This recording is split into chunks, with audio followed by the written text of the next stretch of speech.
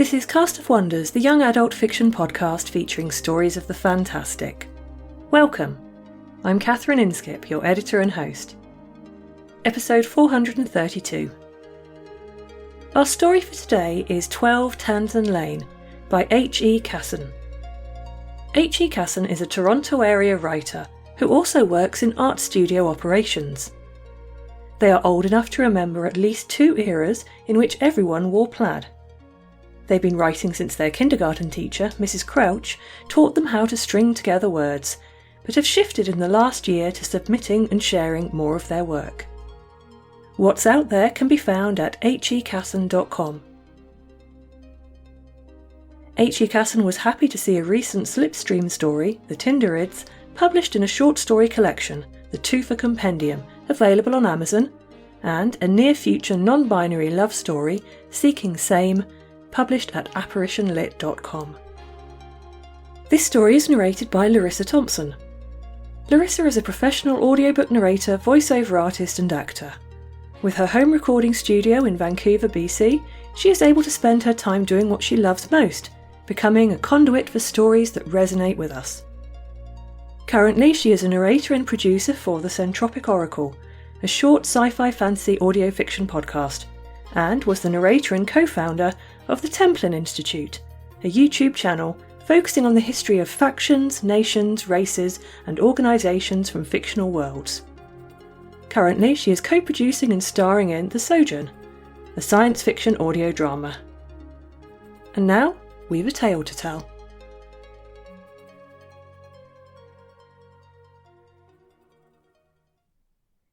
"12 Tanzen Lane" by H.E. Casson.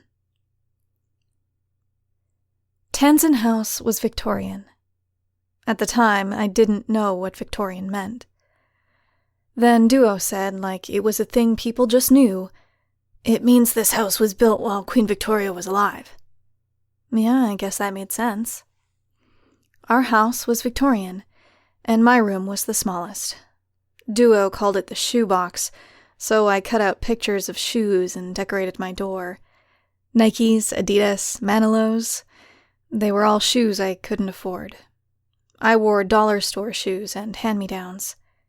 He thought that was funny. Tanzen House had 12 residents, but people left all the time. Maybe they got pregnant or broke too many rules. Sometimes they moved back home. A person would disappear and a new person would show up, like a depressing magic trick. Before the newbie came, we would shuffle around, trying to get a better room. My room was a rectangle with a mattress, so I was hoping someone would move out soon. Maybe not Duo, but someone. Duo was a guy, by the way. The church who sponsored us didn't let trans kids go to houses that matched their gender, so he was with us. I was sad for him, but glad for me. I wouldn't have met him otherwise. He had a medium-sized room on the 2nd floor, big enough for a dresser and a bookshelf. Sylvia had the biggest room. She could lie down on her floor and not touch a single wall or piece of furniture, and she was nearly 6 feet tall. She had a shaved head and stars tattooed right on her face. Sylvia was the resident youth monitor. That meant she was one of us, but also one of them, too. She sucked. The first time I hadn't done my dishes, Sylvia put them in a bucket of water and left them on the back porch to freeze. I had to wait almost all day for a bowl to melt so I could microwave some ramen. I would have said something, but again, 6 feet tall, face tattoos. Sylvia was the reason Duo and me mostly hid in our rooms. Knock, knock. I knew it was Sylvia. "Who's there?" I tried not to sound scared of her. "Ha ha." She said it like she knew. Like, I get that you're trying to be funny, but you're not. "Ha ha who?" I was pretty gutsy through a closed door. I scooched up off my mattress and peeked out. She pushed past me and plopped herself down. It was the first time I'd ever seen Sylvia in the shoebox, and she made it seem even smaller. "You take Van, right?" No warm-up, no lead-in. Yeah, I said. I took Ativan for my anxiety. It didn't always help. The stuff I was afraid of was bigger than what a little white pill could fix. Good, grab your bottle and come with me, she said, like my yes was a sure thing. What do you need it for? I'm going to show you what happens to the shoes. That was what got me. The whole house had theories about what happened to the shoes. Mine was ghosts. Victorian ghosts in long dresses who wanted cool shoes. Or maybe one of the kids low-key hated the other 11 and wanted to mess with us, so they put holes in all our shoes. It's a conspiracy, I'd once overheard Jason, one of the actual grown-up house monitors, saying on the phone. Some kind of high-end prank. He said it again when he found the boxes in the basement room where all the left-behind stuff goes. There were so many shoes. Mary Jane's, platforms, high tops, moon shoes, all worn right through. My mom used to say I asked too many questions. It never stopped me asking, but eventually I questioned myself right out of her house when I asked why I had to sit at the dinner table beside her boyfriend when he wouldn't keep his hand off my leg. That's why I followed Sylvia, even though I didn't want to. She'd promised me an answer. Sylvia stopped in front of the staff room. Give me the van. An hour later, Jason was asleep in the office. That many Ativan in a coffee will knock anyone out. I get now that we shouldn't have done it, but it was so us and them at Tanzen. Bad stuff just felt like balancing the scales. That's when we went knocking on doors. When she had us all collected, Sylvia led the way downstairs. We're not sneaking out? I stopped 2 steps down. She gave me the same look my mom did when I asked questions. It said, if I wanted you to know, I'd tell you. We went down to the basement room, the one where Jason found the shoes. At the door, Sylvia looked at her watch. I bit my lip against the questions. It's 12:12. Hold hands. All 12 of us grabbed the hands of the people next to us. We would have made a circle if the hall had been bigger, but we were stuck between a stairway and a wall. Duo's hand was warmer than mine, and bigger. He was sweating a bit, like he was excited or nervous. I squeezed to tell him it was okay, which was weird because I didn't know what was going on. Here at the time when our spiritual eye is open, I stand at the door. Let it take me to the dance.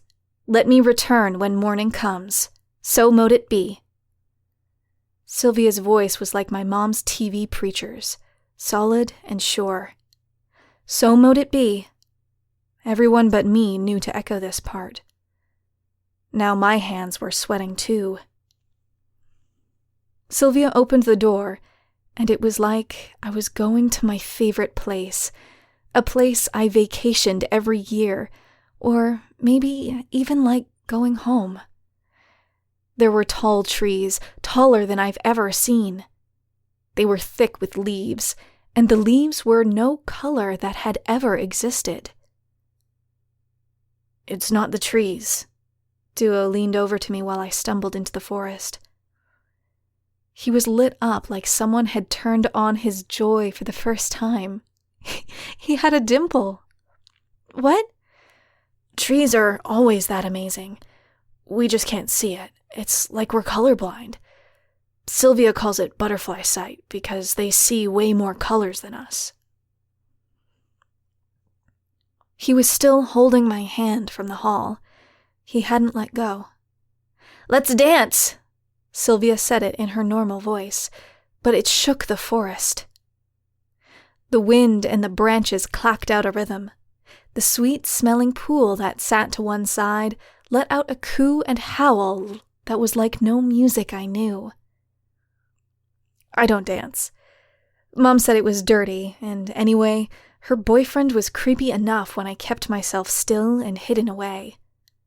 It didn't matter.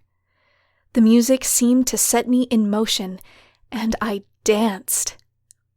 First, it felt like a ripping apart. My muscles, usually all bunched up, pulled against me.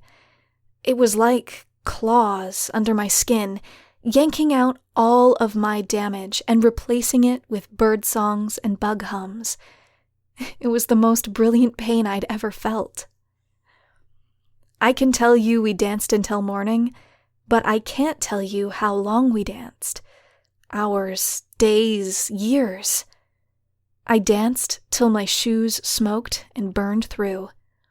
I danced away my mother and her boyfriend and my teachers and every kid in every home who hated me or hurt me. I danced hands off my body and knives out of my back. I danced until I was the color of the trees, a color I had always been but just couldn't see. I danced until Duo and I were one person, and neither of us was in pain. Around us, the other 10 danced too. Sometimes together, sometimes alone. We vibrated with the forest. I didn't see the sun rise, or the trees fade to green. I didn't see the walls grow up around us, or the room fill with boxes of other kids' crap. Instead, I felt the weight hit my chest. My body knew before my brain did that I was back in Tanzen house, and I was just Maria again. That night, I knocked on Sylvia's door. Knock, knock. What? I have more van. Are we going tonight? Only on the full moon, idiot. It hit me hard, the not going back.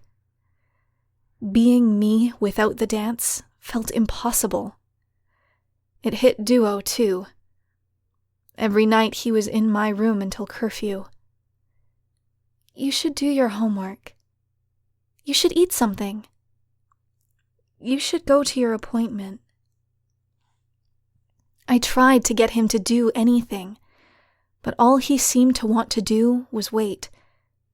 Not dancing sucked all the color out of everything.